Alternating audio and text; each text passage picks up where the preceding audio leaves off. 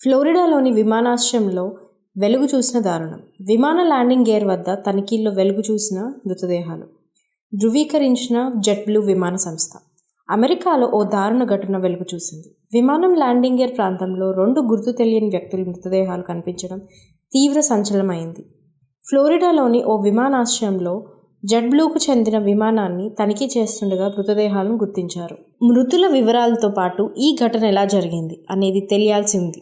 Jet బ్లూకు చెందిన విమానం న్యూయార్క్లోని John F Kennedy అంతర్జాతీయ విమానాశ్రయం నుంచి ఫ్లోరిడాలోని ఫోర్ట్ లాడర్డేల్ విమానాశ్రయానికి వచ్చింది. ఈ క్రమంలో ల్యాండింగ్ గేర్ ప్రాంతంలో తనిఖీలు చేస్తుండగా 2 మృతదేహాలను గుర్తించారు.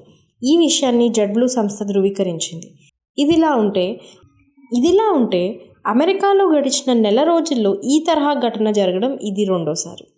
డిసెంబర్లో చికాగో నుంచి మోయో విమానాశ్రయానికి వచ్చిన ఓ యునైటెడ్ ఎయిర్ లైన్స్ విమానం ల్యాండింగ్ గేర్లో కూడా ఓ మృతదేహం లభ్యమైంది.